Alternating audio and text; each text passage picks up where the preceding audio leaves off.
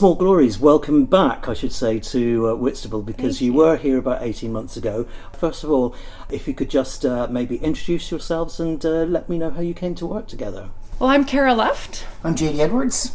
We're both based in Winnipeg, Manitoba, and we were partnered together for a big anniversary show at a venue that was having their 25th year anniversary. And the artistic director thought it would be really cool to partner people up who had either never sung together before or who were completely different genres. So the idea was people would collaborate, very one-off, very unique performances, and we had to learn some other Manitoba artist songs. And JD and I were partnered together. And we'd known each other, not super well, but more acquaintances through the music community. But we definitely never sung together. And I don't think I'd seen JD in his band before. And when we started rehearsing and he started singing, I kind of went, holy crap, this guy has a voice like no other voice. And then once I started hearing what my voice sounded like with his, it was like this immediate, oh wow, our vocals work incredibly well together. I think we were both really surprised by how well our voices sounded together. And we kind of stole the show, because most everybody else, it was like they're not singing together because they wouldn't normally seek out that other person to sing with. And we didn't do anything about it until about a year and a half after that.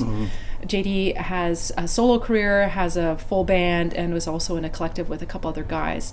And I had my solo career going. I had just released an album, and so things were really, really busy for both of us. And then it kind of fell into place, I think, at the right time for each of us. We were both kind of needing something to shake things up, maybe breathe a little bit of new life into our careers.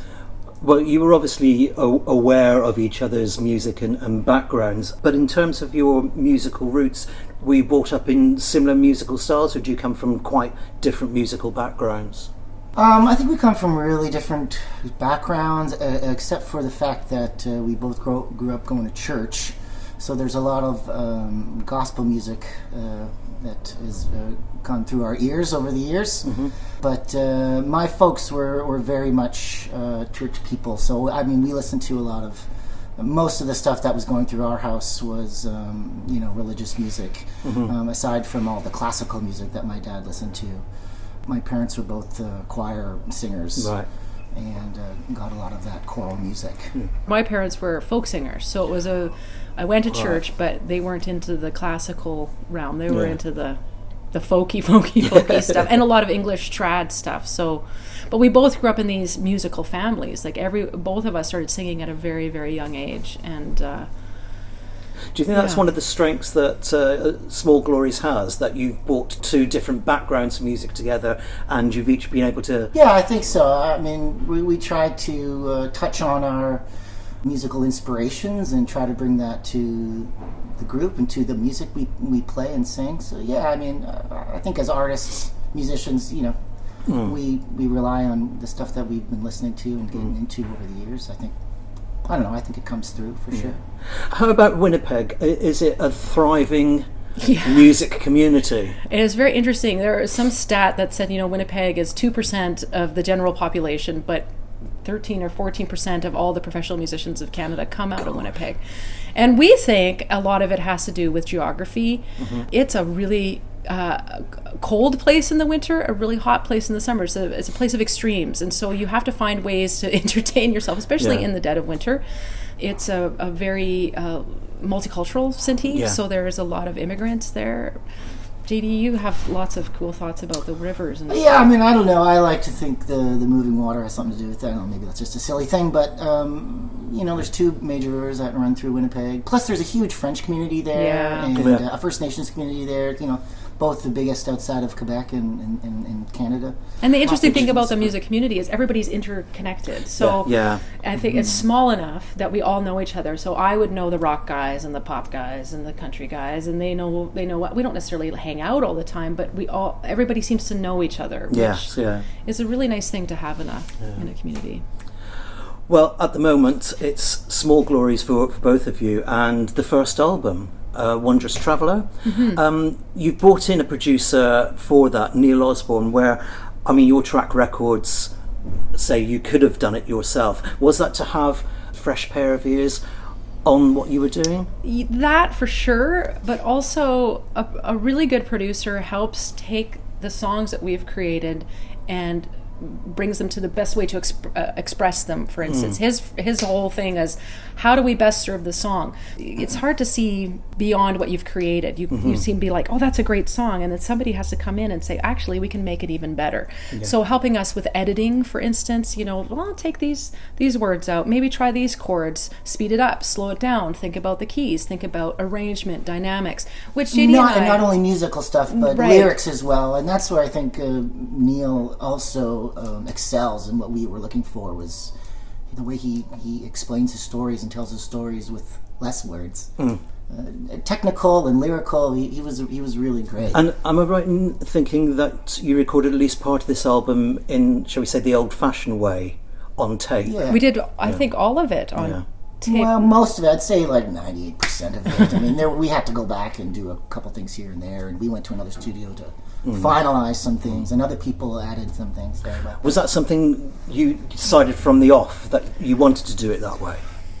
I think when we chose the studio, I think that they had that option there at the studio, and we thought this would be great.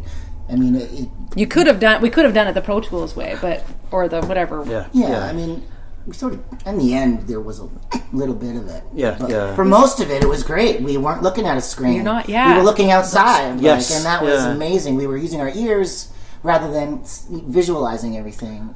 And the other thing JD and I did is we sang our vocals, most of the vocals together at the same time, not in the same room, but JD was on one side of the glass, I was on the other side. Right. Because the vocals are really key to what we do, and the way we sing together, and the phrasing and the breathing and everything about it. I remember we tried one song. It was because it was our first time recording. We didn't know how it was gonna go. So we tried a whole bunch of experiments, and one of them was, okay, JD would sing his melody part, and then I'd sing my harmony part over it, or vice versa. I'd sing my part, and he'd sing his part. Yeah.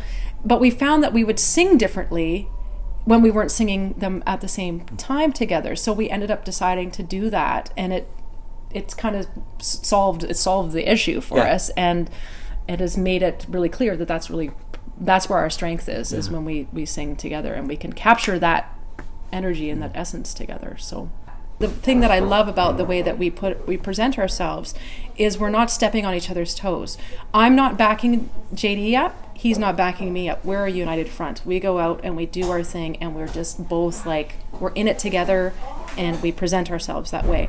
And so I feel that JD's energy helped tap into that in myself a bit, and to really the recording in particular, the first Wondrous Traveler recording, I had a really hard time with some of my vocal parts, because it was stretching me in such a way that I'd never had to sing like that before. And to sing with somebody, I mean, I'm an excellent harmony singer, and JD's an excellent harmony singer. And so when you put it together and you have somebody who's just as good at singing harmony as you are, or better, then you're, holy crap, I've really got to, give it my all and really push beyond what I'm comfortable with. So, and I think instrumentally, we're both encouraging the other person to explore different ways of playing our instruments. Because the thing is that it's different when you're playing a band, and it's different when you play solo.